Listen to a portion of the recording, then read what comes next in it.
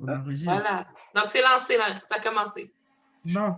Je vais juste commencer avec une petite publicité. Hein. Je vous l'ai dit la semaine dernière, mais je ne sais pas s'il y en a qui n'ont pas encore signé notre pétition. On est rendu à près de 750, mais ce n'est pas assez. Je ne sais pas si je l'avais dit la semaine dernière, mais il y a un journaliste de la presse qui nous a interviewés, qui est très motivé, même pour aider la cause. Alors, ça passe ce week-end, puis ça va nous donner de la visibilité. Il va donner le lien de la pétition, sauf que ça serait le fun d'avoir 1000 au moins avant que l'article passe, pour avoir l'air déjà un peu crédible. Fait que si vous passez à des gens, essayez de la passer à le plus de gens possible. Si on veut fête et Pâques, en tout cas, moi, je le désire de tout mon cœur, puis pas à 10, puis pas à 25. Ma petite annonce est finie. Donc, bonjour, papa. Marie-Merci. Allô? Allô, je pense que c'est de la avec ta caméra. Hein? Attends un petit peu, parce que je ne me vois pas. Oui, bien, je vais aller m'en occuper. Je dis de continuer. On va se lancer. Maman va venir régler ça. Donc, on va commencer notre habitude avec un petit chant pour demander à l'Esprit Saint d'être avec nous ce soir. Ah oui, puis là, je vais vous muter parce que je ne sais pas qu'on ne vous aime pas, mais on veut pas que ce soit cacophonique durant le chant. Donc, on va commencer ça. On va vous prendre un nouveau chant que vous connaissez probablement pas. C'est sorti hier, un nouveau chant magnifique de Glorious qui nous dit quel jour de joie quand on m'a dit que Dieu m'aimait. C'est tout le message de la parole de Dieu. Donc, on trouvait ça approprié de le mettre. Donc, sans plus bavarder, je lance le chant. Share sound. OK.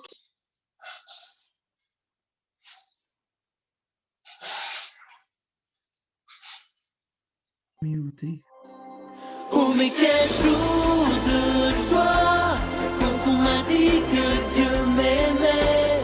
Oh mais quel jour de joie quand Dieu est venu me sauver.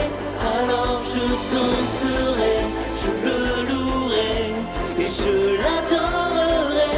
Alors je danserai, je redirai, Dieu a tout changé.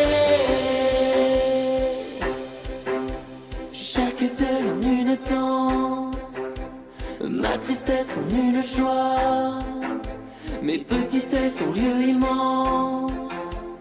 Dieu a tout changé, chaque peine en une chance, ma détresse en une foi, mon désespoir en espérance.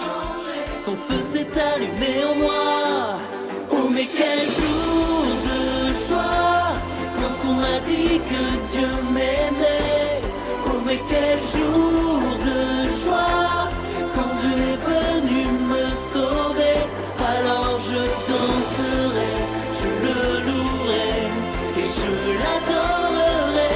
Alors je danserai, je redirai, Dieu a tout changé. Chaque peur en sa confiance, mes ténèbres en son éclat, tous mes échecs en sa puissance. Dieu a tout changé, ma faiblesse en une force, tous mes chemins par sa voie, tous mes déserts en abondance. Son feu s'est allumé en moi. Oh mais quel jour de joie quand on m'a dit que Dieu m'aimait. Oh mais quel jour de joie quand Dieu est venu me sauver. Alors je danserai, je le louerai et je l'adorerai. Alors je danserai, je redirai, Dieu a tout changé.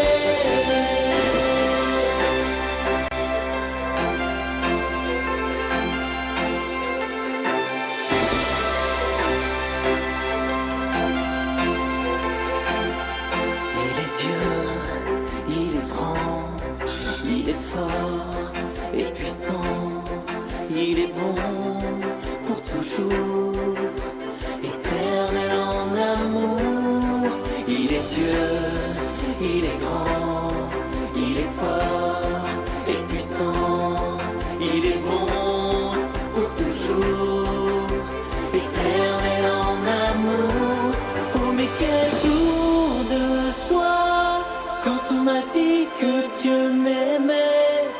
mais quel jour de joie quand Dieu est venu me sauver.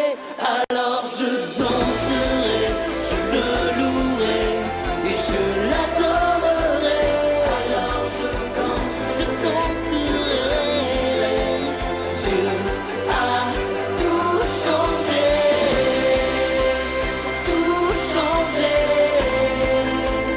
tout changé, tout changé. Et Dieu a tout changé, tout changé, tout changé, tout changé. Dieu a tout changé.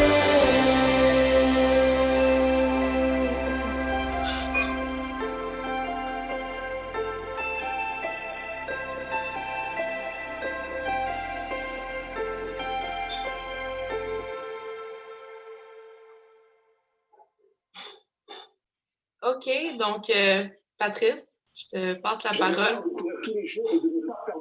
Judith, il faudrait peut-être faire une autre petite annonce concernant le rendez-vous du dimanche.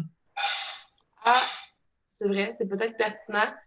Dimanche, avant la messe en ligne, donc à 9h45, sur Zoom, on va avoir un rendez-vous du dimanche. Donc, un peu sur le format de ce qu'on avait au printemps. Excusez. Donc, quand on... Excusez. Donc, quand on avait un petit topo sur un sujet de la foi... Oh, excusez, il y a des gens dans la salle d'attente. Donc, un des sujets de la foi, une période de questions, puis un caout pour les enfants. Donc, ça s'adresse à tous ceux qui voudront y participer. Ce dimanche, ce sera sur la thématique du baptême. Comment vivre de notre baptême en tant que chrétien. Puis voilà. Donc, tout le monde est le bienvenu. Puis, si jamais vous n'avez pas le lien, écrivez-nous, on va vous l'envoyer. Je l'ai envoyé à tout le monde aujourd'hui. Ah, okay. Alors, on a terminé les annonces. Vous devriez l'avoir. Puis, en passant, on sait que les images fiches, je suis désolée. Ah, c'est toi qui m'as écrit ça, maman. Oui. Mais en Zoom, c'est jamais évident de partager de la vidéo. Fait que, allez le voir, le chant, il est vraiment très beau. Fait que, voilà, Patrice, je te passe la parole pour que tu puisses te lancer. Donc, je vous partage mon écran. Voilà. Vous l'avez? Dites oui. Oui. OK. Parfait. Donc, je me suis aperçu que dans les 2 premières séances, j'ai parlé beaucoup, peut-être un peu davantage de l'Ancien Testament dans les premières 2 séances que du Nouveau. Peut-être que c'est parce que c'est moins familier pour la plupart, un territoire moins connu, que j'ai voulu un peu démystifier. Aujourd'hui, voici le plan de ma rencontre. Attendez, je vais le faire plein écran. OK, le plan de ma rencontre aujourd'hui. C'est peut-être la rencontre la plus costaude. Là, j'ai peut-être trop de stock ce soir. En tout cas, je donnerai peut-être pas tout. Je dirais un dernier mot sur l'Ancien Testament en parlant des grandes figures, des grandes icônes de l'Ancien Testament. Et ça me servira de transition pour aller vers le Nouveau Testament. En quoi Jésus récapitule tout l'Ancien Testament. Ensuite, on regardera le 1er siècle chrétien. C'est intéressant de voir que l'histoire est liée à la formation du Nouveau Testament. Donc, le Nouveau Testament va refléter le 1er siècle chrétien de l'an 30 à la résurrection du Christ jusqu'à l'an 100 à peu près. Et je vais identifier 3 crises majeures qu'il y a eu dans ce 1er siècle et qui ont donné lieu à des avancées. C'est intéressant de connaître le contexte historique. Ensuite de ça, on m'a demandé, c'est une question d'une paroissienne, de parler de symbolisme biblique, symbolismes principaux qu'on retrouve dans la Bible. Ensuite, je dirais un mot sur l'interprétation de la Bible en Église. Est-ce que je peux lire personnellement la Bible sans... Enfin, comment je peux être sûr de ne pas me tromper si je me lance personnellement dans la lecture de la Bible? Et finalement, je vous présenterai un document qui a été fait par le Centre biblique du diocèse de Montréal et qui nous donne, entre autres, un plan de lecture de découverte de la Bible. Donc, je me lance. figure importante de l'Ancien Testament. OK. Il y a dans l'Ancien Testament des figures importantes qui incarnent des réalités qui sont comme des icônes incontournables dans la tradition biblique et auxquelles le Nouveau Testament fait allusion. Donc, il faut les connaître. Un peu comme aujourd'hui, on dirait, ah, ça, c'est une Mère Teresa. Mère Teresa, c'est une icône de la charité. Le Dalai Lama, qui est une icône de la tolérance et de la paix, etc. Donc, il y a de ces icônes-là dans l'Ancien Testament qu'il est bon de connaître. D'abord, Abraham. Abraham, c'est le père de la foi monothéiste. Juifs, chrétiens et musulmans se réclament d'Abraham. Pourquoi il est le père dans la foi? Ben, c'est le premier à accueillir la révélation du Dieu unique. Ben, puis il a cru. Il a mis sa foi dans le Dieu unique. Il a obéi à Dieu sans discuter qu'il lui demandait de quitter son pays. Il a cru en la promesse de Dieu qui lui disait qu'il lui donnerait une descendance aussi nombreuse que les étoiles du ciel et que le sable au rivage des mers. Alors, il est le croyant, le prototype de la foi. Et nous sommes sa descendance. Les musulmans se reconnaissent de la descendance d'Abraham, de par, même physique, la descendance physique, de par le fils, le premier enfant d'Abraham qu'il aura avec la servante, Ismaël. Et puis donc, les Ismaélites, c'est les musulmans d'aujourd'hui. Les Juifs se reconnaissent de la descendance du fils légitime d'Isaac et de Sarah. Et nous, chrétiens, nous nous reconnaissons de sa race, peut-être pas physiquement, mais de sa race de par l'héritage de la foi au Dieu unique, au Dieu, c'est ça, unique. Ensuite, Isaac, le jumeau ambitieux. Pourquoi c'est le fils légitime d'Abraham et de Sarah qu'ils ont eu dans leur vieillesse, un enfant, mais donc Isaac,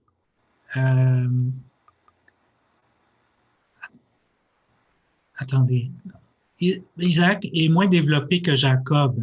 Je m'excuse, Isaac, c'est pas le jumeau, c'est Jacob le jumeau.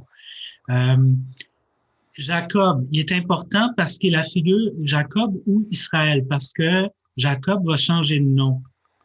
Il va se battre avec Dieu dans un curieux passage, puis il va rester blessé d'ailleurs, une lutte étrange avec un être divin. Jacob aura 12 fils, et c'est de la descendance de ces 12 fils que naîtra les 12 tribus d'Israël. Donc, Jacob, il est la figure d'un peuple de Dieu, de par ses 12 fils qui vont donner les 12 tribus d'Israël, le peuple d'Israël. Ensuite, il y a Moïse, c'est le grand homme de Dieu qui nous donne la loi, qui reçoit la loi sur le mont Sinaï, sur la montagne de Dieu. Et la tradition juive, c'est le personnage le plus important pour les Juifs. Et la tradition juive lui attribue d'être l'auteur des 5 premiers livres de la Bible, c'est-à-dire la Torah ou le Pentateuque. Je pense pas qu'il l'ait écrit en personne, là, mais il est la figure qui inspire la Torah, qui nous donne la loi de Dieu. Parce que les Juifs disaient, ils parlaient Dieu avec Dieu face à face. Tellement que quand il rencontrait Dieu, sa face devenait toute lumineuse. Donc, la grande figure du judaïsme, Moïse. Ensuite, une autre figure importante dans l'Ancien Testament, ça va être Élie. Élie va être l'icône du prophète parce qu'il va pourfendre les idoles. Il va essayer de chasser les cultes idolâtres des Baals sur la Terre Sainte. Les Baals, c'était les divinités des Cananéens. Et donc, il va combattre les prêtres de Baal, il va combattre les idoles. Et Élie, curieusement, dans les livres de l'Ancien Testament, il ne meurt pas. Il est emporté au ciel dans un char de feu. Donc, c'était développé en Israël l'idée que Élie devait revenir. Comme il est parti au ciel, devait revenir et que sa venue coïnciderait avec l'arrivée des temps messianiques. Alors, c'est important, Élie, comme figure aussi. Il y a d'autres figures. David. David, il incarne le roi berger d'Israël. D'ailleurs, c'est le petit berger qu'on est allé chercher derrière son troupeau pour le faire roi à la place de Saül. Donc, c'est important, cette figure de roi berger. Saül a été écarté de la royauté parce que c'était un guerrier. À la place d'un guerrier, Dieu se choisit un roi berger. Et c'est lui qui reçoit la promesse que de sa descendance, le Messie naîtrait et que sa descendance, sa dynastie serait éternelle. Et comme à la cour du roi Saül, David était à la cour du roi Saül, il chantait, il jouait de l'instrument, on lui attribue d'être traditionnellement l'auteur des psaumes. Et si vous allez de fait dans le livre des psaumes, il y a beaucoup de psaumes qui disent « psaume de David ». Alors, on lui attribue ses prières ou ses compositions. Et finalement, dernière figure de l'Ancien Testament dont je veux parler, c'est Salomon, le fils de David, le troisième roi d'Israël. Et puis lui, on lui attribue d'être un sage. Et on lui attribue aussi d'être l'auteur des Proverbes, qu'on appelle aussi le livre des Proverbes de Salomon. On parle, dans le langage populaire, d'un jugement à la Salomon, donc très sage dans ses jugements. Il incarne la sagesse. Bon, ça, c'est des figures de l'Ancien Testament importantes. C'est important de savoir que Jésus récapitule toutes ces figures et dépasse et accomplit l'Ancien Testament. Donc, Jésus s'inscrit dans la foi d'Abraham, d'Isaac et de Jacob. On va le savoir parce que il va dire, par exemple, à quelques reprises, il va parler d'Abraham dans l'Évangile de Jean, mais ici, j'ai pris dans l'Évangile où Jésus va chez Zachée. À la fin de l'épisode où Zachée se convertit, veut réparer les fautes qu'il a commises en donnant aux pauvres. Jésus déclare, « Aujourd'hui, le salut est arrivé pour cette maison, car lui aussi est un fils d'Abraham. Fils de l'homme est venu chercher et sauver ce qui était perdu. » Donc vraiment, Jésus s'inscrit dans la foi d'Abraham, d'Isaac et de Jacob. Jésus est présenté comme un nouveau Moïse, le prophète qui devait venir, un prophète grand comme Moïse, mais même dépassant la grandeur de Moïse. Il y a avec Moïse de la continuité et de la nouveauté. Continuité, parce que Jésus va citer par exemple Moïse. Quand on vient à lui et on lui demande hey, quel est le plus grand des commandements, le premier commandement, il va citer le Deutéronome. Jésus va lui répondre au scribe qui lui demande « Tu aimeras le Seigneur ton Dieu de tout ton cœur, de toute ton âme, de tout ton esprit. Voilà le grand, le premier commandement. » Donc, il y a une continuité avec Moïse. Jésus, l'écriture qu'il connaît, c'est l'Ancien Testament, donc il va citer les Écritures. Il va se situer en continuité, surtout l'Évangile de Matthieu, dans la petite enfance de Jésus, dès sa naissance, va vouloir présenter Jésus comme un nouveau Moïse. Vous savez, Moïse, dans son temps, Exode 2, chapitre 2, le Pharaon voulait qu'on tue tous les nouveau-nés mâles, parce que le peuple des Hébreux devenait trop nombreux et trop puissant. Il commande un infanticide des enfants mâles des Hébreux. Moïse va y échapper en étant mis dans un panier sur le Nil. Puis, Moïse va passer de l'Égypte au seuil de la Terre Sainte. Matthieu, dans les événements de l'enfance, Jésus va échapper comme Moïse à un infanticide, le commandement d'Hérode de tuer tous les enfants de Bethléem. Puis il va le faire en passant par l'Égypte. Jésus, nouveau Moïse, va passer par l'Égypte. Joseph, Marie vont fuir en Égypte, puis vont revenir à un moment donné à la mort d'Hérode en terre promise. Donc, on voit que Matthieu veut nous présenter Jésus comme un nouveau Moïse. Continuité, mais aussi nouveauté. Jésus, vous savez, Moïse, on lui attribue les 5 premiers livres, la Torah, pour donner la loi de Dieu. Eh bien, Jésus, dans l'Évangile de Matthieu, encore qui présente Jésus comme un nouveau Moïse, Matthieu va concentrer les enseignements de Jésus en 5 grands discours pour imiter les 5 grands livres de la Torah. Alors, dans l'Évangile de Matthieu, il y a 5 grands discours de Jésus. Il va continuité, mais nouveauté, parce que notamment dans le Sermon sur la montagne, remarquez que où Moïse a reçu la loi de Dieu, c'est sur la montagne, et pour présenter Jésus comme un nouveau Moïse, Matthieu va mettre le discours principal de Jésus dans son évangile sur la montagne. Puis, il y a cette phrase qui reviendra souvent dans ce discours. Il vous a été dit, par exemple, œil pour œil, dent pour dent.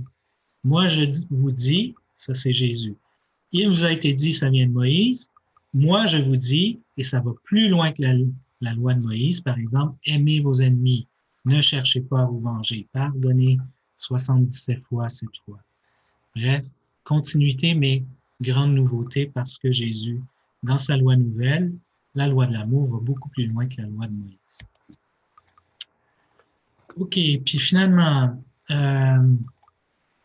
Élie, Jésus ne sera pas identifié à Élie, mais Élie, dans les évangiles, va témoigner en faveur de Jésus. On va le voir à l'événement de la transfiguration, sur la montagne de la transfiguration, quand Jésus va être transfiguré, se montrer comme ressuscité devant Pierre, Jacques et Jean. Il va y avoir, présent sur la montagne, Moïse et Élie. Oui, Moïse et Élie. C'est comme si Moïse, la loi, Élie, les prophètes, s'inclinaient devant celui que Dieu présente comme celui maintenant qu'il faut écouter, le Messie, le ressuscité. Donc, Élie témoigne en faveur de Jésus, s'incline devant lui sur la montagne de la transfiguration. Également, Élie, qui était censé revenir juste avant les temps messianiques, comme messager devant préparer la venue, donc du Messie que sera Jésus, eh bien, dans l'Évangile de Matthieu, ou dans les synoptiques, en tout cas, Jésus va identifier que Jean le Baptiste est cet Élie qui devait revenir pour préparer immédiatement la venue de Jésus. Tous les prophètes ainsi que la loi, va nous dire Jésus, ont prophétisé jusqu'à Jean, c'est Jean le Baptiste. Et si vous voulez bien comprendre, c'est lui, le prophète Élie, qui doit venir. Il l'identifie comme étant Jean-Baptiste, qui préparera immédiatement la venue du Messie que sera Jésus. Jésus est présenté comme un nouveau Moïse, comme un nouveau David et fils de David aussi. Alors, nouveau David. David est né à Bethléem, il va finir sa vie à Jérusalem. Où naît Jésus? À Bethléem. Et c'est là que devait naître le Messie. Et où va mourir Jésus? À Jérusalem, tout comme David. Donc, nouveau David. Et le Messie devait naître de sa descendance. Ça, c'est important pour se qualifier comme Messie d'Israël. Alors, Jésus sera de la descendance de David par l'adoption de Joseph. Joseph, on l'appellera quand l'ange lui apparaît, Joseph, fils de David, ne crains pas de prendre chez toi Marie, ton épouse. Donc, chaque fois qu'on donne ou à Joseph ou à Jésus, les foules parfois l'identifient, crient fils de David, on lui donne son titre messianique, on l'identifie Jésus comme le descendant de David, donc le Messie devant venir. Et enfin, Jésus s'est présenté par les évangiles comme étant plus grand que Salomon dans un petit texte où les gens demandent un signe à Jésus. Puis il ne veut pas en donner, mais il dit, la reine du Midi se lèvera un jour du jugement avec les hommes de cette génération et les condamnera parce que elle, bon, c'est dans un psaume, là, c'est une prophétie, parce qu'elle vint des extrémités de la terre pour entendre la sagesse de Salomon, réputé comme un sage. On venait de partout le consulter. Et voici, il y a ici plus que Salomon. Jésus s'identifie comme encore plus grand que Salomon. Donc, Jésus récapitule l'ensemble de l'Ancien Testament en sa personne. Il accomplit toute l'Écriture. Voilà ce que je voulais présenter en premier lieu. Deuxième lieu, Je vais présenter le premier siècle chrétien et 3 défis majeurs de l'Église primitive, ou 3 crises qui ont donné lieu à des développements. Premièrement, la crise des judaïsants. Je vais expliquer tout de suite qu'est-ce que c'est. Les persécutions juives et impériales qui auront lieu au 1er siècle. Et enfin, vers la fin du 1er siècle, les premières hérésies chrétiennes, où on déforme la doctrine juste à propos du Christ, de Jésus. OK. La crise des judaïsants. La première crise majeure à laquelle l'Église a dû faire face est liée paradoxalement à sa popularité. L'Évangile se répand, on se disperse dans l'Empire, on se met à annoncer l'Évangile et surprise, il y a une surprise à laquelle on ne s'attendait pas, des païens, c'est-à-dire des non-juifs, accueillent l'Évangile, adhèrent à la foi, reçoivent l'Esprit Saint. On voit l'Esprit Saint tomber sur des païens, notamment dans les Actes des Apôtres. Et ça, c'est nouveau. Puis on peut dire, wow, bonne nouvelle, Jésus, le Messie, n'est pas venu juste pour le peuple juif, mais pour tous les peuples, toutes les nations. En passant, les païens, c'est pas parce que ça ne veut pas dire des pas bons, des païens, c'est juste des non-juifs. Donc, ces non-juifs, à travers tout l'Empire romain qui accueillent la foi en Jésus-Christ, on va les appeler les paganos, pagano-païens, pagano-chrétiens. Mais ça ne va pas de soi, l'accueil des non-juifs dans la communauté chrétienne. Parce que si on les admet au baptême, il faut les admettre à l'Eucharistie. L'Eucharistie, c'est quoi? C'est un repas, comme vous le voyez là, qu'on prend le dimanche matin, et où on partage le même pain et la même coupe.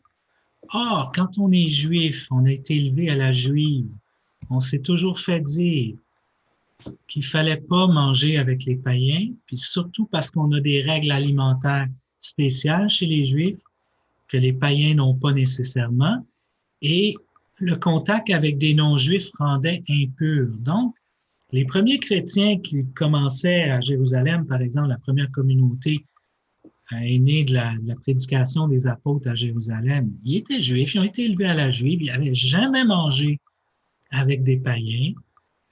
Donc, c'était pas évident de dire, ils avaient des scrupules, les judéo-chrétiens, les juifs devenus croyants en Jésus, à faire communauté et communauté de table avec des non-juifs. Voilà la crise. Un phénomène nouveau auquel on ne s'était pas préparé. Donc, il y a un problème. Comment on va faire communauté de table? Il y aura 2 solutions d'envisager. Et tout ça se passe au 1er siècle, dans les années 40 à peu près. Les années 30, 40. Alors, il y aura 2 solutions à envisager à ce problème. Première solution, et c'est là les judaïsants. Judaïsants, c'est ceux qui veulent rendre juifs les païens. Ils vont dire, pas de problème, à condition, on va partager la table et la communauté avec des païens, à condition que ces païens deviennent des juifs. Donc, les contraindre à la circoncision et à l'observance de la loi de Moïse. La circoncision, oui, dans la chair, mais circoncision, c'est pas juste pour l'opération dans la chair de l'homme. Circoncision, c'est un terme qui chapeaute toute l'observance à la loi de Moïse. Donc, rendons juifs les païens, puis là, on n'aura plus de scrupules à partager la communauté puis la table de l'Eucharistie avec eux. Deuxième solution, c'est le contraire. Rendre païens les Juifs. Donc, les soustraire à l'observance de la loi en leur disant, ben, vous avez reçu le Saint-Esprit, vous avez reçu le baptême, ça suffit pour être sauvé. Alors, pour régler cette question-là, on va faire un concile, le premier concile de l'Église vers l'année 48-49, où on va se réunir à Jérusalem, les apôtres, on va accueillir le témoignage de Paul et Barnabé qui ont vu l'œuvre de l'Esprit Saint chez les païens, chez les non-juifs. Ils vont témoigner et là, on va prendre une décision. Heureusement, on va prendre la décision que le baptême suffit, la foi en Jésus-Christ suffit. L'Esprit Saint suffit, plus besoin d'observer une loi compliquée pour être sauvé. Donc, on a trouvé une solution. Vous voyez, une crise permet une croissance, un développement dans la foi. Si vous allez lire Acte 15, vous allez trouver le Concile de Jérusalem. Si vous lisez Galates chapitre 2, Paul, ça va être sa grande bataille. Paul, il a été témoin de l'œuvre de l'Esprit chez les païens. Lui qui était un Juif, mais tellement convaincu avec sa conversion, il va dire, tout mon héritage juif, je le considère comme des balayures face à cette œuvre de l'Esprit. Et lui, il va être partisan de dire, on est sauvé en accueillant Jésus-Christ par la foi et non par l'observance, par les œuvres qu'il appelle l'observance de la loi de Moïse. Il va même se chicaner, puis en Galates 2, il va même se chicaner avec Pierre. Pierre, à Antioche, il fait semblant, quand les Juifs judaïsants sont en présence, il fait semblant de vivre à la juive, puis il s'écarte des pagano-chrétiens. Alors, Paul, en Galates 2, le remet à sa place. Mais en témoigne de ça, l'Épître aux Romains, toute l'œuvre de Paul témoigne qu'on est sauvé par la foi en Christ et non plus par les œuvres de la loi de Moïse. Donc, première crise résolue, et alors on est au tournant des années 50 avec le Concile de Jérusalem. Deuxième crime majeur qu'auront à traverser nos frères et sœurs chrétiens du premier siècle, on va subir très vite des persécutions. D'abord, de la part des Juifs, ça commence dès la prédication des apôtres, au tout début, après la Pentecôte.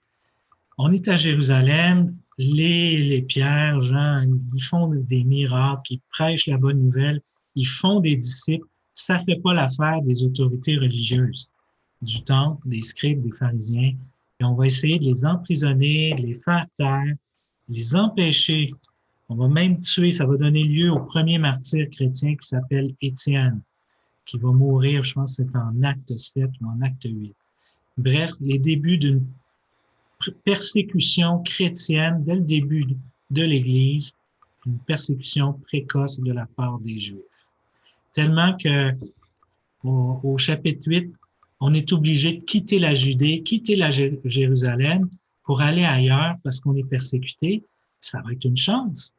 Parce que là, ça veut dire que l'Évangile va aller ailleurs qu'en Palestine et se répandre dans tout l'Empire romain. Donc, ça va être une chance pour l'expansion de l'Évangile. Il y aura une persécution encore plus importante de la part des Juifs au premier siècle. Vous savez, la semaine passée, je vous ai dit qu'il y a eu un événement très important en l'an 70. Les Romains ont détruit Jérusalem, ont détruit le temple en 70. Suite à cette destruction du temple, les Juifs ont dû se réorganiser. Ils perdaient un de leurs bras, le temple et les sacrifices d'animaux au temple. Il leur restait la Torah, la parole de Dieu. Donc là, après ces événements de 70, le judaïsme pharisien va se réorganiser autour de la synagogue. Jusqu'à maintenant, les chrétiens, les judéo-chrétiens étaient considérés encore comme des Juifs et ils avaient le droit d'aller à la synagogue le jour du sabbat. Et on voit Paul dans ses missions. Première chose qu'il fait dans une ville, le jour du sabbat, il va à la synagogue, il prend la parole, puis il essaie de convertir les Juifs en leur disant « Le Messie promis à Israël, c'est Jésus ». Il n'y aura pas tellement de succès dans ses prédications dans les synagogues, mais bref, on avait le droit jusqu'à un certain point. Les judéo-chrétiens étaient encore considérés comme des Juifs, avaient le droit de fréquenter les synagogues. Mais après la destruction du temple, suite à une assemblée de pharisiens, l'assemblée de Jamnia vers 80, là, les pharisiens décident que ceux qui confessent le nom de Jésus comme étant le Messie, ils sont désormais excommuniés, exclus des synagogues. Ils n'ont plus leur place. Ça veut dire exclus de la communauté. On les fréquente plus, on leur parle plus, ils n'ont plus le droit d'être dans nos assemblées. Alors, ça se reflète ça dans le Nouveau Testament. Cette exclusion des synagogues a fait mal aux judéo-chrétiens. Ça passe mal. Parce que être juif, c'est pas juste une religion, c'est une ethnie. C'est notre appartenance, c'est notre race, c'est notre langue, c'est nos traditions. Ça leur fait mal. Alors, on sent cette charge anti-pharisienne dans les évangiles. Et ça, c'est dû à ce que les évangiles naissent à peu près dans les années 80 et on subit déjà cette persécution de la part des Juifs, des pharisiens. Donc, on sent que, par exemple, dans l'évangile de Matthieu, le Jésus de Matthieu, il est très sévère envers les pharisiens, il est très hypocrite. Dans l'évangile de Jean, cette douleur, on la ressent d'avoir été exclu par les pharisiens, on la sent dans l'expression toujours péjorative qu'utilise Jean, l'expression les Juifs. Les Juifs, c'est toujours péjoratif dans l'évangile de Jean. Sur l'exclusion des synagogues, vous voyez les références Jean 9, 22. Il y a un anachronisme ici où il est directement question de l'exclusion des synagogues, qui est un anachronisme parce qu'on transpose une situation de l'an 80 à peu près, au temps de Jésus, à l'occasion de la guérison de l'aveugle-né. Vous irez lire ça si ça vous intéresse. Et enfin, l'Apocalypse, les 11 premiers chapitres dénoncent plutôt cette persécution de la part du judaïsme qu'auront à subir les chrétiens au premier siècle. Donc, vous voyez une crise qui aura des échos dans les livres donc, du Nouveau Testament. Après la persécution de la part des Juifs au premier siècle et vers la fin des premiers siècles, aura lieu la persécution de la part du pouvoir impérial, de l'Empire romain. Et les 3 premiers siècles de l'Église, jusqu'au début 4e siècle, on aura des centaines de martyrs chrétiens morts à cause de quoi? Du culte impérial. C'est quoi le culte impérial? C'est que l'empereur romain se prétendait Dieu. Et comme Dieu, il exigeait un culte. Ça veut dire qu'on avait bâti des sanctuaires dans les villes importantes de l'Empire romain où on mettait l'image ou la statue de l'empereur, soit d'un empereur mort ou de l'empereur en poste, l'empereur vivant, qu'on déifiait. Et comme critère de romanité, certains empereurs obligeaient, sous peine de sanction, à ce qu'on leur rende un culte. C'est quoi rendre un culte dans l'Antiquité? C'est sacrifier un animal dans un sanctuaire devant l'image ou la statue de l'empereur. Comprenez que pour un chrétien, on n'a qu'un seul Dieu qu'il faut adorer. Donc, on n'ira pas sacrifier à l'empereur parce que ce serait un signe d'apostat de notre foi chrétienne. Donc, les chrétiens qui ne voulaient pas sacrifier à l'empereur pouvaient subir des persécutions et même le martyre. On en a crucifié, on en a exécuté. Vous voyez dans l'image, les chrétiens servaient souvent dans les jeux du stade pour être dévorés par des bêtes féroces ou exécutés de façon sanglante pour plaire aux foules qui étaient friands de ces divertissements romains. Au premier siècle, il n'y a pas tous les empereurs ont exigé le culte impérial, mais certains. On connaît juste 2 empereurs persécuteurs de chrétiens au premier siècle. Néron, dans les années 60. Néron, c'est pas parce qu'il exigeait un culte impérial. Néron, il y a eu un grand incendie en l'an 64 à Rome et il s'est servi des chrétiens comme bouc émissaire. On dit les chrétiens, ils n'adorent pas les dieux de la cité de Rome. Les dieux étaient en colère. C'est pourquoi ils ont provoqué le grand incendie de Rome.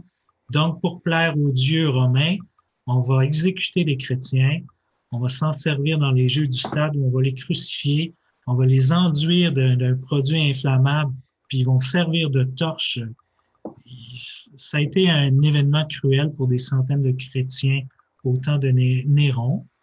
Et d'ailleurs, Pierre et Paul sont morts à Rome sous l'empereur Néron, dans un cycle de persécution attribué à Néron.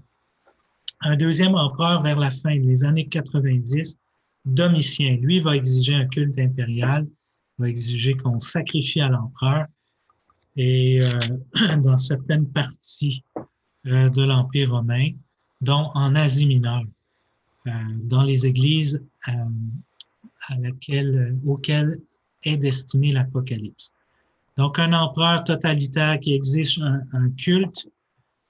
L'Apocalypse, les chapitres 12 à 18, va le déguiser en bête, en prostituée en Babylone, mais c'est le pouvoir totalitaire de Rome qui exige ce culte impérial qui est visé dans ces chapitres de l'Apocalypse, notamment. OK, donc les persécutions. Donc, évidemment, on va enjoindre les chrétiens à résister jusqu'à la mort pour ne pas renier leur foi au Christ. Et enfin, fin du 1er siècle, les premières hérésies chrétiennes vont naître. On est vers l'an 100 à peu près. Et les premières hérésies vont être des hérésies gnostiques. Gnos, c'est connaissance. Les gnostiques vont prétendre avoir une révélation supérieure, une connaissance supérieure qui leur vient d'un être divin qui vient du ciel. Et pour un gnostique, là, ce qui est du ciel et céleste est immatériel, c'est le monde idéal. Le monde terrestre, créé, charnel, c'est pas bon. Donc, le monde divin ne peut pas se lier à la matière et au corps. Donc, on ne pouvait pas admettre chez les gnostiques que Dieu se soit fait homme, se soit incarné dans la personne de Jésus. Donc, les gnostiques, ils disaient, par exemple, ils dissociaient, en fait, ils dissociaient Jésus et le Christ. Ils disaient, Jésus, c'était un homme comme nous autres, un homme juste. Et le Christ était un être divin. Et l'être divin, Christ, serait descendu sur l'homme Jésus parce qu'il était juste au moment de son baptême. Parce qu'au baptême de Jésus dans le Jourdain, par Jean-Baptiste, on voit les cieux se déchirer et l'Esprit descendre sur Jésus. Donc voilà l'être divin qui descend sur Jésus.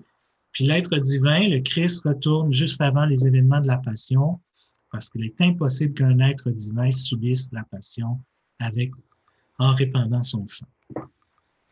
Donc, ça, c'est les premières hérésies chrétiennes qui nient que Dieu se soit vraiment fait homme. Alors, les réponses anti-gnostiques, assez gnostiques, de la fin du 1er siècle, par exemple, le prologue de Jean. L'évangile de Jean en particulier, mais en particulier dans l'évangile de Jean, le prologue, où est affirmé et le Verbe divin qui était auprès de Dieu, qui était Dieu de toute éternité, il s'est fait chair. Et il a habité parmi nous, il s'est fait chair dans l'homme Jésus. Donc, le Verbe divin puis Jésus, c'est un. C'est pas dissocier Jésus du Christ. Jésus est le Christ. Et les épîtres de Jean répondent à ces hérésies chrétiennes. Sans doute que la communauté johannique, la communauté de Jean a été la proie de ces gnostiques, d'où les épîtres de Jean qui essaient de répondre à dire « Celui qui croit que Jésus est le Christ, c'est celui-là qui est sauvé. » Il ne faut pas dissocier Jésus du Christ. Le Verbe s'est fait chair. Ça ne fait qu'un, Jésus et le Christ. Voilà. Donc, chaque crise du 1er siècle a donné lieu à des écrits, puis à des développements de la théologie, puis développement d'une meilleure compréhension du mystère de Dieu et du salut. Deuxième partie finie. Oui, il me reste quelques minutes encore. Donc, les figures, ça c'est une question d'une paroissienne qui dit, il y a beaucoup de symbolisme dans la Bible et c'est utile pour l'interprétation de la Bible d'en connaître les significations. Alors, je ne peux pas identifier tous les symboles de la Bible, mais j'ai essayé d'identifier ceux qui reviennent le plus souvent. Bon, bref, j'ai fait une sélection. D'abord, dans la Bible, il y a des chiffres qui sont symboliques. Le 12, je l'ai dit tout à l'heure, les 12 tribus d'Israël, le 12, c'est toujours symbolique d'un peuple de Dieu.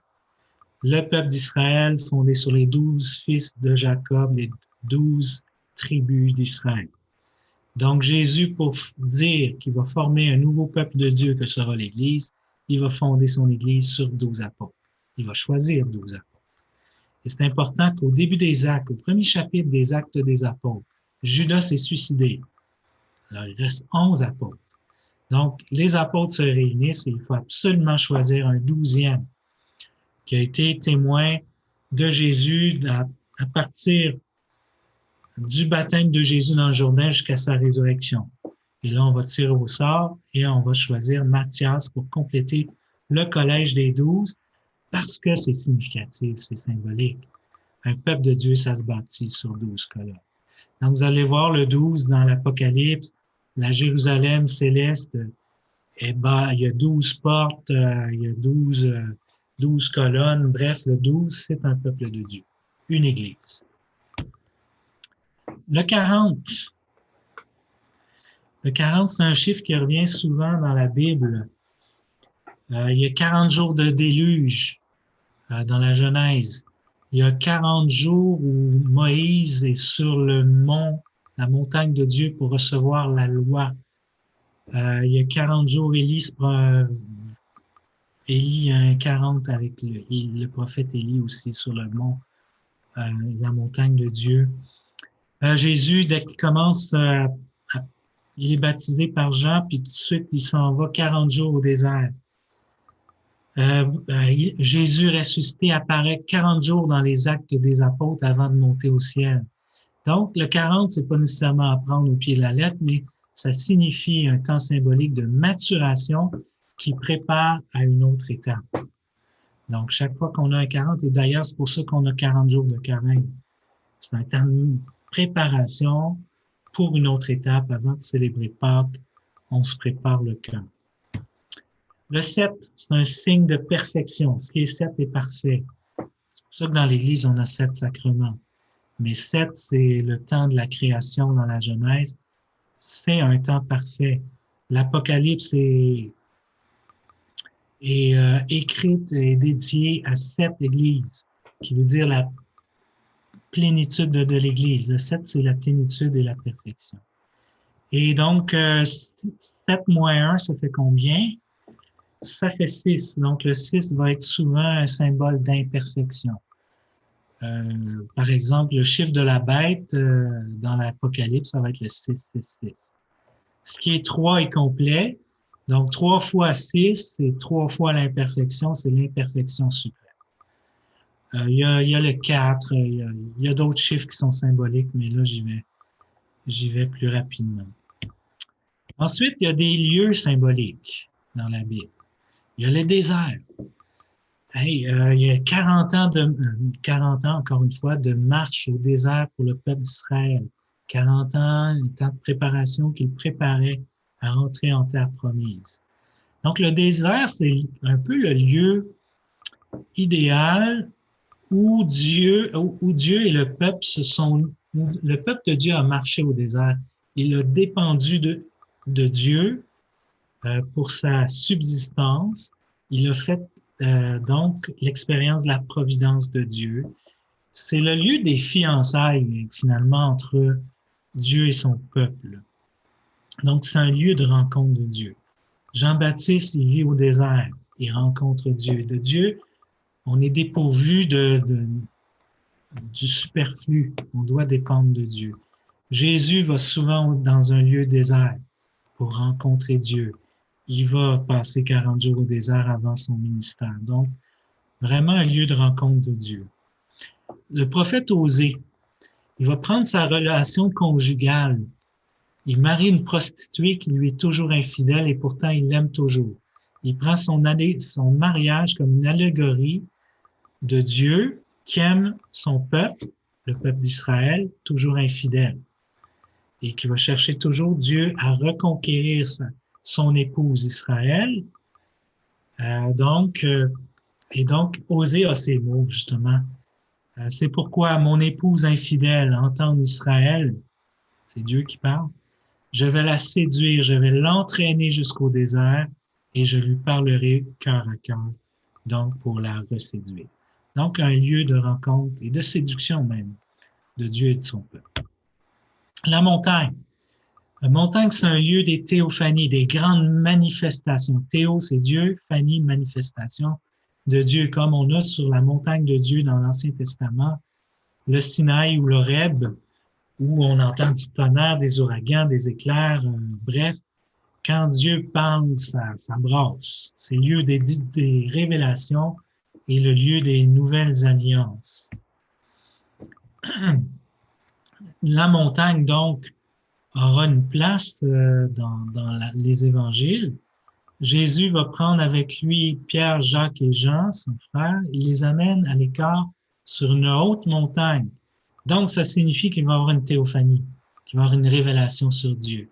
Et de fait, Jésus est transfiguré devant eux, puis on va entendre la voix du Père, on va voir Élie et Moïse apparaître devant eux. Donc, il y a une théophanie, manifestation de Dieu, parce qu'on est sur une montagne.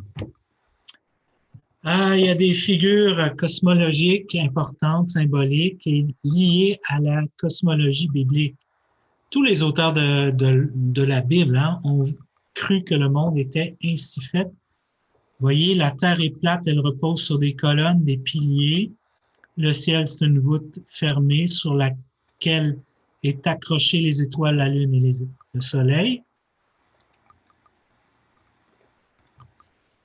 Il y a des eaux d'en haut parce qu'il pleut, il y a des trous dans le toit, dans la voûte céleste, parce qu'il pleut puis il neige sur la terre. Et Dieu, son séjour, c'est le ciel. Il est au-dessus des eaux, qui est au-dessus du ciel. C'est le séjour divin. Et dans toutes les religions du monde, spontanément, on projette le lieu de Dieu comme étant le ciel parce que c'est très élevé au-dessus de nous. Donc, la terre, c'est l'habitat de l'homme, mais l'homme est fasciné dans la Bible avec la poussière du sol. Donc, c'est plus que l'habitat de l'homme, ça dit aussi la fragilité humaine, la terre. Le Shéol, vous voyez qu'en dessous de la terre, le Shéol, c'est le lieu du séjour des morts. Vous savez, dans notre credo, on dit que Jésus est descendu aux enfers au pluriel. C'est le Shéol dont on parle. C'est pas l'enfer qu'on s'imagine de Dante avec le supplice éternel des damnés. Non, non.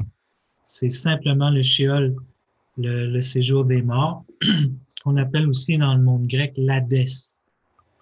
Alors, il y a rien au Shéol.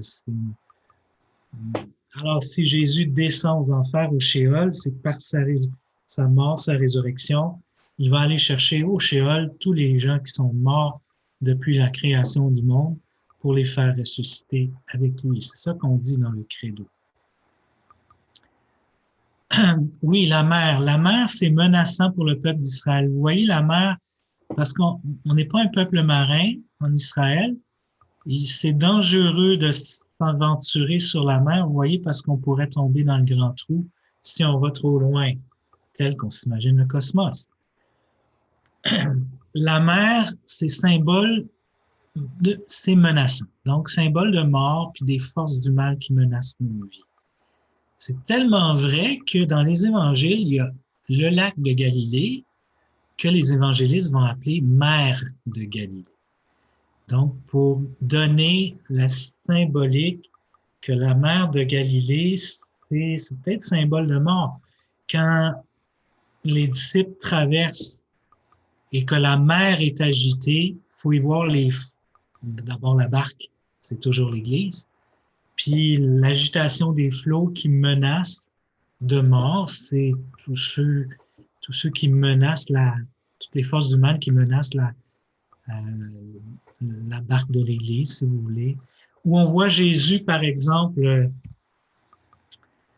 venir en marchant sur les eaux de la mer. Quand Jésus marche sur les eaux de la mer, il marche sur la mort et sur les forces du mal parce qu'il est vainqueur du mal et qu'il est vainqueur de la mort par sa résurrection. Donc, c'est symbolique de sa victoire sur la mort. La barque était déjà à bonne distance de la terre, elle était battue par les vagues, les forces du mal, car le vent était contraire. Vers la fin de la nuit, Jésus vint vers eux en marchant sur la mer, en marchant sur la mort.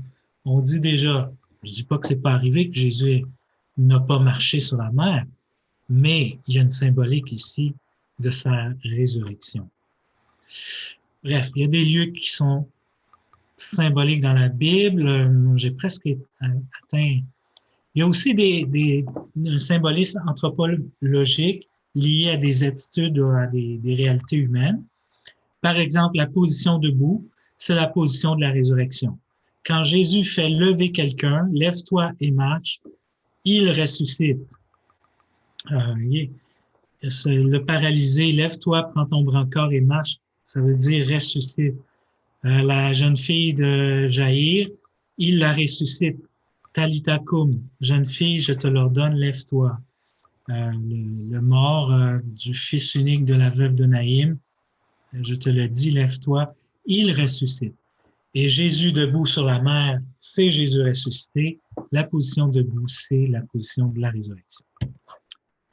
L'expression à la droite de, il est ressuscité, il est assis à la droite du Père dans notre credo. La droite, c'est le bon côté dans la Bible. C'est le bon côté, donc c'est le côté de Dieu. Si Jésus est assis à la droite de Dieu, c'est qu'il est à la bonne place. Il a la faveur de Dieu. La lèpre, la maladie en général, c'est lié dans la Bible au péché. Dans la mentalité de l'Antiquité, on pense que la maladie est une conséquence du péché. Croyance que déboulonnera Jésus, heureusement. Mais le symbole symbole parfait pour parler du péché, c'est la lèpre. La lèpre défigure l'être humain, comme le péché défigure l'être humain. Donc, la lèpre est associée au péché. Donc, quand Jésus guérit un lépreux, le lépreux lui demande « Purifie-moi, je le veux, sois purifié ». Donc, c'est un pardon des péchés en même temps qu'une guérison. Donc, la lèpre symbolise bien le péché. Il y a souvent question de moisson et de vendange dans la Bible, toujours des symboles du jugement eschatologique que Dieu doit exercer à la fin des temps, prendre le bon grain dans ses greniers, dans son paradis, dans son royaume, et brûler ce qui n'est pas bon, la balle, l'ivraie, bref, au jugement eschatologique de la fin des temps, Dieu, par Jésus, récupérera tout ce qui est bien et se débarrassera du mal à jamais. Donc, moisson et vendange, on voit ça souvent dans la Bible. J'aurais pu parler de plein d'autres choses, mais mon temps est déjà fini. Est-ce que je prends 5 minutes de plus? Il va falloir. Oui. Oui? Oui. L'interprétation de la Bible. Bon, est-ce que je peux lire la Bible par moi-même au risque de me tromper ou d'avoir des fausses interprétations? Comment je fais pour pas me perdre dans l'interprétation de la Bible, surtout si je suis un débutant et je connais rien? OK. Il s'agit de lire la Bible dans la foi de l'Église. Puis la foi de l'Église et dans mon interprétation que je fais des textes bibliques, ça ne doit jamais contredire le credo, par exemple, le credo de l'Église.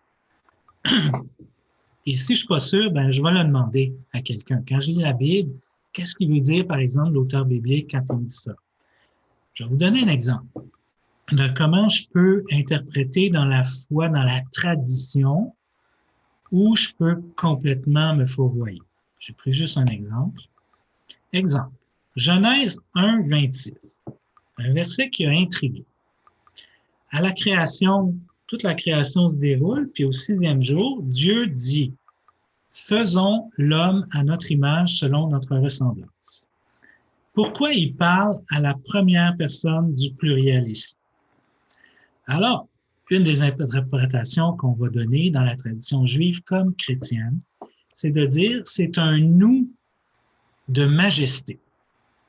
Hein, ça arrive, c'est un nous de majesté, donc c'est pas parce que plusieurs personnes en Dieu, il parle en nous parce que c'est quelqu'un d'important. Est-ce que c'est une interprétation valide? Oui, c'est dans la tradition juive et chrétienne de l'interpréter ainsi. Je peux interpréter le nous d'une autre façon, en disant, autour de Dieu, il y a sûrement une cour céleste à quelque part dans le ciel. Puis, il peut parler à sa cour céleste quand il dit, je vais Je vais créer ma plus belle œuvre, je vais créer l'homme. Est-ce qu'on a déjà interprété comme ça dans la tradition juive et chrétienne? Oui. Puis dans d'autres textes, comme le livre de Job, par exemple, Dieu a une cour céleste à laquelle il s'adresse. C'est pas impossible. D'ailleurs, on n'est pas allé autour du trône de Dieu, mais dans les Apocalypses, on y va. Puis dans les Apocalypses, on voit que Dieu a autour de lui, de son trône, une cour céleste. Troisième interprétation, c'est une deuxième interprétation valide. Troisième interprétation valide que je peux faire, les pères de l'Église ont fait, et c'est pas surprenant qu'ils parlent à la première personne du pluriel, puisque en Dieu unique, il y a trois personnes, le Père, le Fils et l'Esprit Saint, puis le Père, le Fils et l'Esprit Saint étaient déjà présents à l'œuvre de la création. Donc, troisième interprétation qui ne nie pas le credo, qui est dans la foi de l'Église, interprétation valide. Quatrième interprétation, vous me direz si c'est valide ou non. Ah, vous voyez, il y a plusieurs personnes qui parlent ici. Donc ça, c'est les Elohim, c'est les extraterrestres qui nous ont créés, qui viennent d'autres planètes, qui viennent nous visiter, comme Raël l'interpréterait sûrement comme ça. Est-ce que c'est une interprétation valide? Non, ça contredit le credo de l'Église. Ça contredit la tradition judéo-chrétienne. Bon, je vais juste donner un exemple. Donc, comment je vais être sûr de ne pas me tromper dans mon interprétation, dans ma lecture personnelle de la Bible? Il faut que j'ai une lecture croyante, donc attachée à la tradition de l'Église, qui ne contredit pas notre credo. Enfin, je voulais vous présenter un petit document qui a été fait, il ne date pas d'hier. Ça a été fait par le Centre biblique du diocèse de Montréal en 1991 dans le cadre d'une opération qui s'appelait Opération Bible ouverte. C'est un petit document de 10 pages. Donc, qui est bien fait, qui va résumer en gros ce que j'ai dit dans les deux premières séances, dans les deux premières séances surtout, mais surtout qui donne un programme de lecture pour la découverte de la Bible, pas de toute la Bible, mais des ponctions de textes importants à travers toute la Bible qui va vous donner un bon panorama, puis qui est peut-être plus réaliste que de dire « je vais lire toute la Bible ». Si vous voulez lire toute la Bible, il y a des programmes que vous allez trouver sur l'Internet. Lire la Bible en 1 an, 2 ans, 3 ans, vous pouvez y aller. Mais il faut être drôlement motivé parce qu'il y a des bouts drôlement plates dans la Bible. Je vous l'ai dit dans la première séance. Mais je ne vous dis pas de ne pas aller lire toute la Bible. Mais j'ai trouvé le plan que, et là, ce document-là, à votre demande, je vous l'enverrai. C'est un document qui est sur PDF, donc on peut vous l'envoyer, vous pouvez l'imprimer chez vous, il y a juste 10 pages, ou bien le consulter sur votre ordinateur. Si vous le voulez, tout comme les PowerPoint, je peux vous les envoyer ou par l'intermédiaire d'Elisabeth.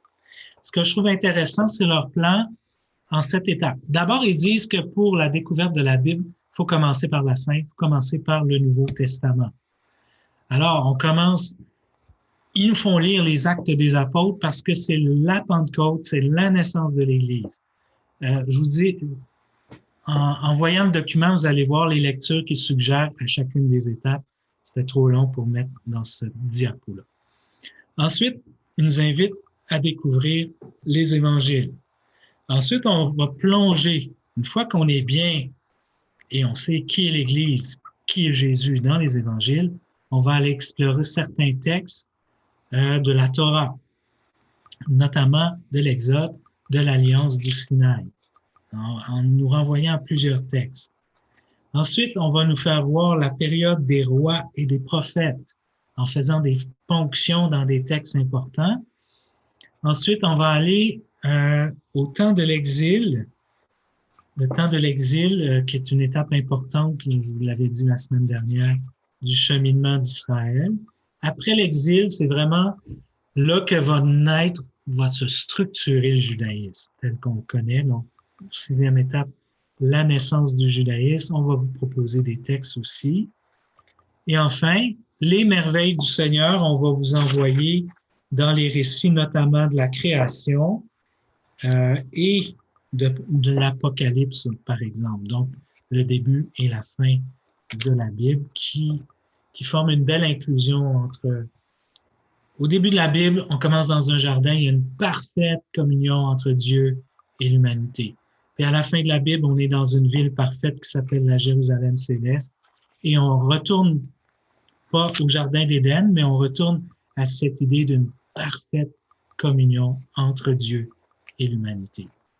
Alors voilà, je finis ici. Si vous voulez ce document qui s'appelle « Comment entreprendre une lecture personnelle de la Bible », je vous l'envoie par courriel, de même que le PowerPoint. Alors, j'ai fini mes 3 séances. Peut-être, c'est très incomplet. J'espère que quand même ça vous a été utile. C'est juste un avant-goût. J'espère juste vous avoir donné le goût de plonger dans la Bible, non seulement parce que la Bible nous dit qui est Dieu, mais chacune de nos lectures personnelles de la Bible ne nous laisse pas sans conséquence. C'est sûr qu'il y a une parole de Dieu quand on lit la Bible qui nous atteint et qui nous transforme. C'est la grâce que je nous souhaite et bravo aux nouveaux diplômés de la Bible 101 que vous êtes. Amen. Amen. Écoute, ouais, t'enlèves ton écran, Patrice. Il n'y a pas beaucoup de questions pour le moment, mais moi, j'en aurais plein, mais je vais me retenir un peu. Ça fait que si vous avez des questions, c'est le temps de les écrire. Mais il y en avait quand même une ou deux. Il y a Chantal qui a demandé au début, quand tu es revenu dans l'Ancien Testament, les grands personnages, tu parlais que Joseph était descendant de David. Elle dit, est-ce que Marie n'était-elle pas, elle aussi, une descendante de David? Je ne sais pas, je pense pas que... Je ne sais pas. Je sais pas, c'est une bonne question. Ben, moi, je l'ai déjà entendu, mais je ne sais pas si ça ne vient pas d'une révélation privée ou de... Oui, je ne sais pas. Je n'ai pas vu ça dans la Bible, en tout cas. OK. Il y a Françoise aussi qui demandait qu'est-ce que ça veut dire Christ? Christ, c'est Messie. Christ, c'est le mot grec pour dire Messie. Messie, c'est le mot hébreu. Et Messie, c'est celui qui a reçu l'onction.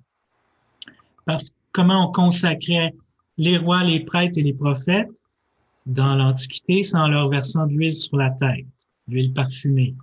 D'ailleurs, c'est comme ça qu'on consacre encore les prêtres. Moi, j'ai reçu l'huile parfumée dans les mains.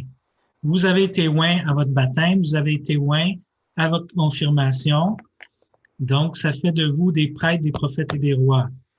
Donc, les premiers rois d'Israël, on les appelle des messies. Saül, il a reçu l'onction. David, il a reçu l'onction d'huile. Tous les rois d'Israël ont reçu l'onction d'huile.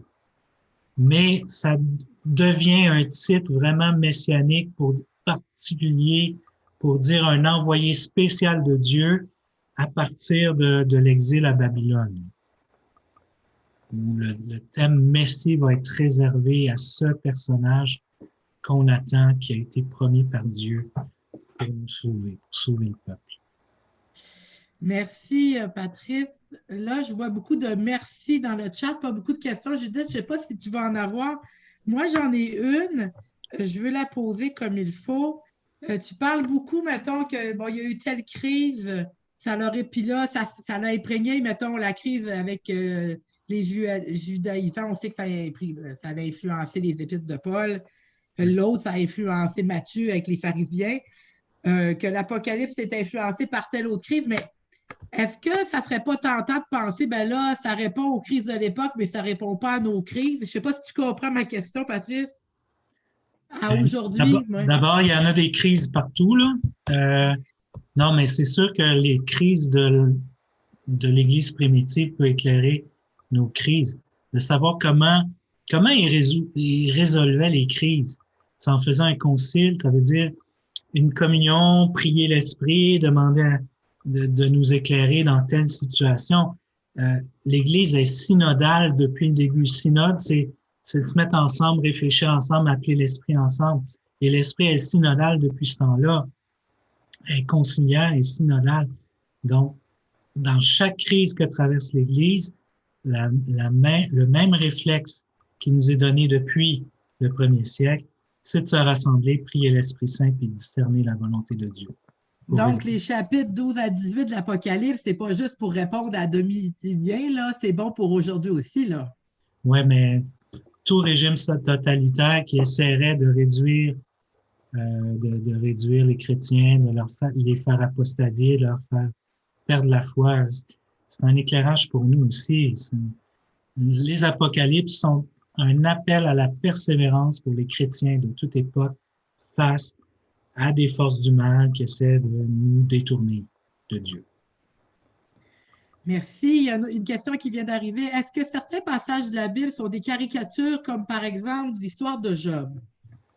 L'histoire de Job est intéressante parce que, bon, est-ce que c'est un personnage historique ou non? Ça, je ne m'avancerai pas là-dedans, mais l'histoire du livre de Job, c'est pour déboulonner la croyance qu'on avait dans l'Antiquité, c'est t'es pécheur, il t'arrive du malheur, t'es un juste, il t'arrive pas de malheur, tu vas être béni de Dieu.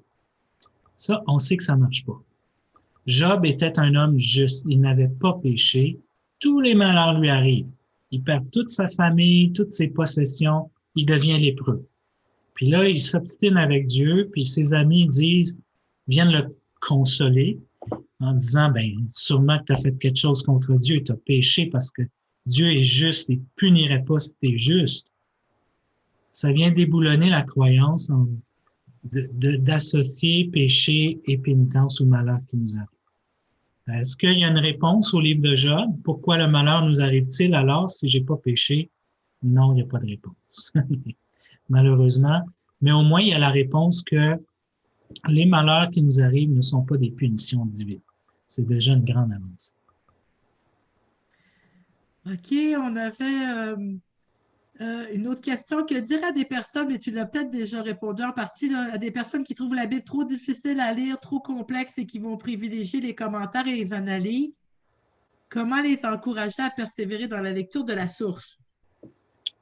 Ben, si c'est trop compliqué à liaiser à petite bouchée, là, on n'avale pas un steak d'un coup, on le découpe. Alors, ben, il y a l'approche liturgique, prendre les textes du dimanche, de chaque dimanche, puis aller lire des commentaires. Il y a des commentaires très bons partout sur l'Internet et tout ça, sur les sites catholiques, puis même il y a sûrement des commentaires protestants qui sont très bons aussi. Et de fait, quand on commence, il faut peut-être être accompagné. Donc, lire des commentaires, c'est peut-être pas mauvais. De se fier aux évangiles, les prendre en petits morceaux, c'est peut-être pas mauvais. Mais lire la Bible du moment qu'on se prête au texte biblique, je pense. Puis un jour, quand on se sent un petit peu plus équipé, ben, on se lance par nous-mêmes. Mais ton plan est intéressant, a l'air intéressant, Patrice, mais est-ce que, par curiosité, là, les lettres de Paul n'ont pas l'air d'être dedans? Oui, ils le sont. OK. Je vais te dire à quelle étape, là. Ben, c'est pas grave s'ils sont là, c'est correct, là. Oui, tu vas voir l'épître aux Policiens, même dès la Pentecôte, l'épître aux Philippiens, Thessaloniciens. Ah, OK, c'est bon. Fait qu'il y a des références aux épîtres, OK. Oui. Fait que le plan, je pense, est intéressant. J'ai deux autres questions. Peut-être qu'après ça, tu diras, Patrice, si tu veux t'arrêter ou pas, mais comment devons-nous interagir, parce que c'est une grosse question, là, se comporter avec les croyants d'autres religions et les non-croyants? Ben, la foi, ça ne s'impose pas, ça se témoigne, ça se propose. Alors, quand on témoigne par notre vie, quand on témoigne de notre expérience de Jésus, peut-être que ça attire des personnes. C'est ce qu'on fait à Alpha, on essaie d'attirer des personnes. Alpha, c'est beaucoup de témoignages, puis c'est une exposition aussi au message de la parole de Dieu, puis on voit que ça marche. Donc, c'est ça. La foi chrétienne, ça se témoigne depuis le tout début, depuis les premiers apôtres. Donc, comment interagir avec des gens non-croyants ou d'autres religions? Tu témoignes de ton expérience sans essayer de l'imposer. Et de fait, peut-être que ça attirera à découvrir la foi chrétienne et peut-être qu'en exposant la foi à la parole de Dieu, certains deviennent croyants. Il faut faire confiance à la semence qu'est la parole de Dieu. Il y a une question. Mon Dieu, là, c'est parce que là, ça se rajoute. C'est parce que ça serait l'objet d'un cours, Patrice. Tu l'as déjà fait il y a une couple d'années à Saint-Jean-Vianney, comment doit-on aborder l'Apocalypse? Doit-on avoir peur? L'Apocalypse, oui. Non, il ne faut pas avoir peur, c'est un livre plein de lumière. Seulement, il faut le décoder. Et ça prend une introduction à l'Apocalypse que j'ai déjà donnée d'ailleurs. Puis quand on a un code, un coffre d'outils pour décoder le langage symbolique de l'Apocalypse, on s'aperçoit que c'est un livre qui dit la victoire totale du Christ sur les forces du mal et de la mort, et qu'avec lui, on n'a rien à craindre. C'est un livre plein de lumière. Puis d'ailleurs, ça se finit sur le projet final de Dieu qui est de nous sauver en Jésus-Christ et de rétablir un règne de Dieu parfait où la mort aura disparu, où le mal aura disparu. On n'aura pas besoin de la lumière du soleil parce que Christ va être notre seule lumière. Et vous savez quoi? La mer, c'était symbole de quoi déjà? Du mal. La mort, le mal. Dans la fin de l'Apocalypse, dans les cieux nouveaux et la terre nouvelle qui est décrite, et il n'y a plus de mer. Pourquoi la mer n'existe plus? Parce que la mort n'existera plus et le mal n'existera plus. C'est quand même symbolique. OK. Est-ce qu'on en prend une dernière? Judith, je ne sais pas si tu avais quelque chose toi, à ajouter ou une question. Alors, non, c'est bon. Patrice, mais peut-être ça va bien terminer. Pour toi, Patrice, quelle est ta relation avec la Bible, avec l'Écriture, la parole? Je pense qu'on l'a senti un petit peu dans les 3 derniers sessions. La Bible, c'est un gros morceau de ma vie, là. J'ai passé 4 ans à l'étudier en grec, en hébreu, puis en araméen. Puis, non, je me suis un peu spécialisé pendant 4 ans. J'ai l'amour de l'Écriture. J'essaie de lire la Bible, mais comme je suis un prédicateur à chaque semaine parce que j'ai pas le choix de l'être, je suis obligé de prêcher, ben, ça me fait plaisir, mais alors on est tout le temps je suis tout le temps dans la Bible. Puis comme j'ai une formation, ben, on me demande d'écrire des articles de vulgarisation. Je pense que je suis pas un grand spécialiste, mais je suis un bon vulgarisateur. Puis c'est ça que j'essaie de faire, puis de transmettre l'amour de Dieu par la parole, puis la prédication, puis par l'enseignement. Ben, merci beaucoup, Francis. Je pense que c'est unanime, que ça a été vraiment excellent. Moi, je trouve ça... Hein? Comment, Julie? Tu l'as appelé Francis? Ah, pardon. Patrice, je dois commencer à être fatiguée. C'était excellent. Moi, je trouve que c'était la meilleure ce soir, mais bon, chacun doit avoir son avis.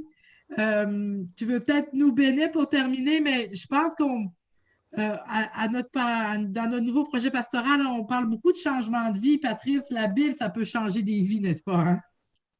C'est surprenant ce que ça peut faire. C'est comme dans l'Évangile, Jésus dit la parole croît, on ne sait pas comment.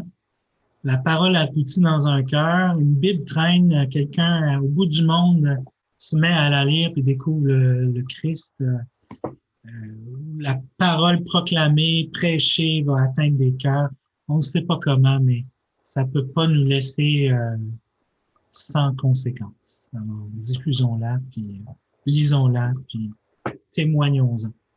Amen. Alors, tu nous bénis, puis on se dit au revoir. Judith nous démutera après. Bien, merci d'avoir été là.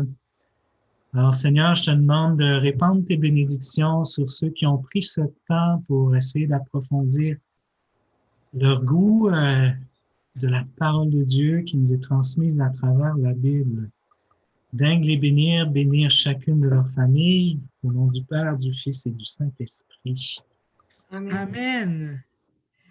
Bien, ben, une bonne fin de soirée, mais il y aura d'autres choses hein, d'ici la fin. Patrice, on aura d'autres propositions éventuellement de formation chrétienne. Oui, puis pas juste par moi. Oui, on en veut trop. Dis pas ça, là. Ah, ben, bonne nuit, tout le monde. Merci. Bonne nuit. Merci, Bonne nuit. bonne nuit. Bye. Bye. Merci. Bye. Merci.